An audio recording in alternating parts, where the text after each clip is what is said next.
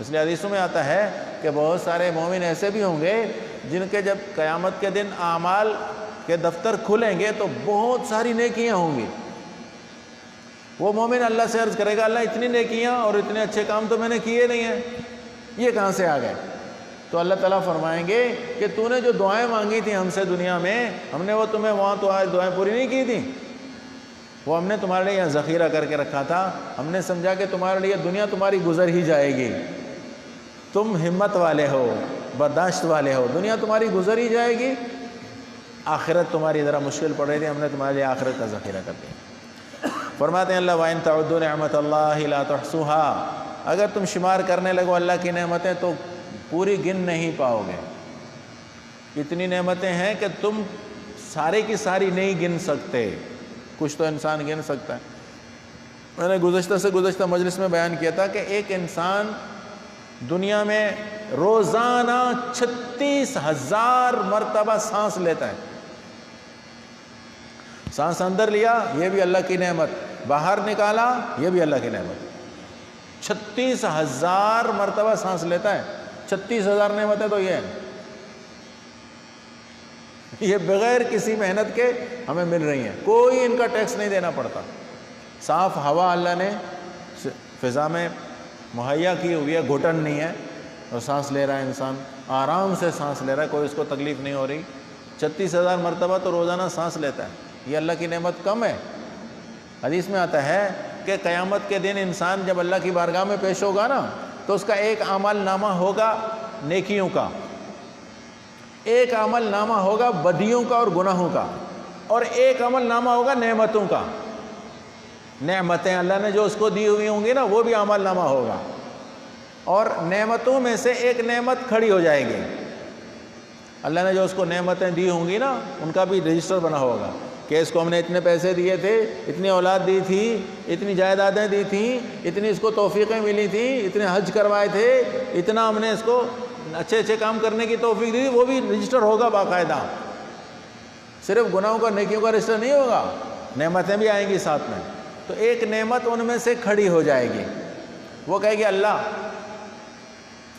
اس آدمی نے جو نیکیاں کی ہیں نا مجھے اس آدمی کے نیکیوں میں سے بدلہ چاہیے. اللہ فرمائیں گے لے لے, اس کی نیکیوں کے رجسٹر میں سے لے لے.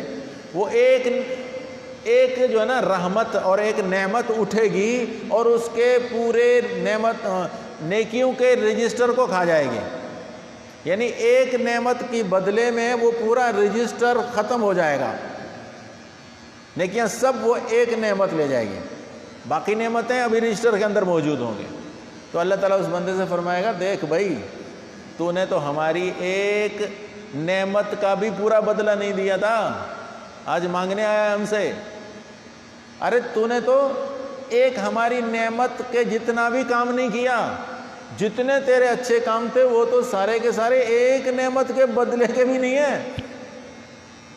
حقیقت یہی کہ جتنی اللہ کی نعمتیں ہیں نا اتنے ہم اچھے نہیں بن پائیں گے, اور ہو بھی نہیں سکتا. اللہ نے خود فرمایا کہ شمار ہی نہیں کر سکتے, شمار سے ہی باہر ہے. ہر قریہ, ہر گاؤں, ہر بستی میں رہنے والا ہر انسان اللہ کی بے شمار نعمتوں میں گھرا ہوا ہے, بے شمار نعمتیں. کچھ اللہ کی نعمتیں عام ہیں, کچھ اللہ کی نعمتیں خاص ہیں, مخصوص لوگوں پر ہیں, کچھ نعمتیں پوری کائنات پر ہیں, انسانوں پر, جانوروں پر, درختوں پر, زمین پر, آسمان پر, سورج پر, چاند پر, اللہ کی نعمتیں. تو کہاں گن سکتے ہو؟ اچھا پھر نعمتیں تو اللہ دے رہا ہے نا, اور شکریہ دوسروں کی ادا کرتے پھر رہے ہیں کہ فلان نے ہمیں دے دیا بیٹا, فلان سرکار نے ہمیں دے دیا. وہ ایک پیر کے بارے میں کہتے ہیں نا کہ وہ پیر صاحب کے وہ لوگ دعا کرانے جاتے تھے کہ حضرت ہمارے لیے دعا کریں بیٹا ہو جائے. وہ تعویذ بنا کر دے دیتے تھے. پوچھتے تھے حضرت یہ تعویذ آپ جو دے رہے ہیں بیٹا ہوگا بیٹی, بیٹا ہوگا بیٹی ہوگی اس تعویذ سے؟ تو وہ کہتا بیٹا نہ بیٹی جاؤ, بیٹا نہ بیٹی جاؤ. وہ آدمی چلا جاتا. اب اگر اس کو بیٹا پیدا ہو گیا, دیتا تو اللہ ہے, اللہ ہندو کو بھی دیتا ہے، بت پرست کو بھی دیتا ہے، یہ تو پکی بات ہے، کوئی اور دینے والا ہے نہیں بھائی، داتا اللہ کے سوا کوئی نہیں ہے۔ جو پتھر سے مانگتا ہے اس کو بھی دیتا اللہ ہے، جو گھوڑے سے مانگتا ہے اسے بھی دیتا اللہ ہی ہے۔ خزانے سارے اللہ کے پاس ہیں، اللہ نے اپنے خزانے کسی کو نہیں دیے، کسی کو نہیں دیے، قانون ہی نہیں ہے، دیتا سب کو اللہ ہے۔ پتھر سے مانگنے والے کو بھی ملتا ہے، محروم وہ بھی نہیں رہتا، لیکن دینے والا اللہ ہے۔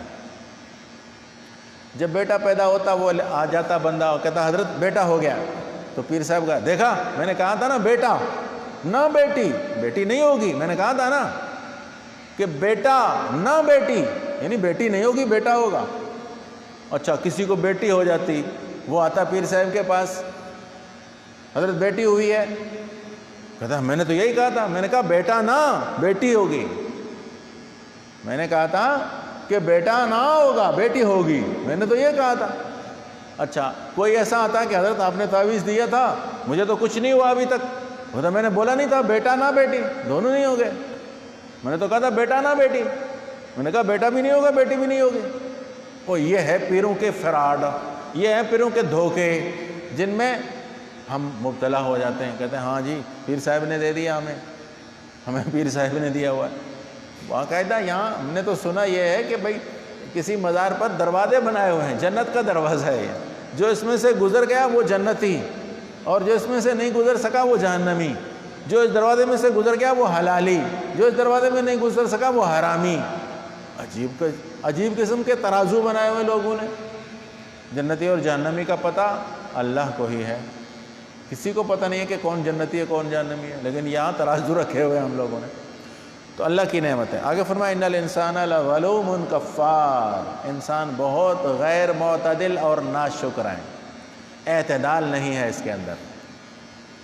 دیکھیں انسان کے عمل میں اور علم میں اگر اعتدال آ جائے اور ظلم نہ ہو تو وہ اللہ کا سچا بندہ ہو سکتا ہے، مخلص بندہ ہو سکتا ہے۔ ظلم نہ کرے، اعتدال کا راستہ اختیار کرے، علم میں بھی اور عمل میں بھی۔ انہو کان ظلوما جہولا، قرآن پاک نے یہ ظالم بھی ہے جہول بھی ہے، یعنی یہ عملی طور پر بھی غیر معتدل ہے، اعتدال نہیں ہے اس کے اندر، اور علمی طور پر بھی یہ غیر معتدل ہے۔ تو یہاں اللہ فرماتا ہے ناشکرا بھی ہے،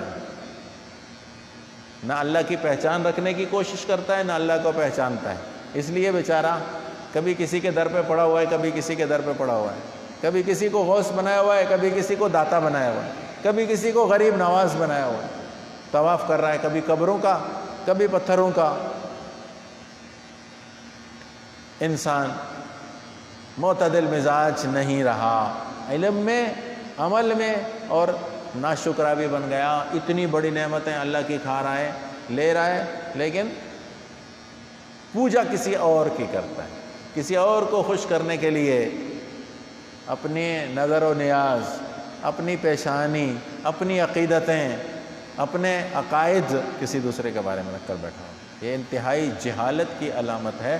جہاں علم کی روشنی آئی، جہاں انسان نے اللہ کو پہچان لیا، وہ انسان اللہ کا پکا خالص بندہ بن سکتا ہے۔ اللہ تعالیٰ مجھے بھی آپ کو بھی سب کو توفیق عطا فرمائے۔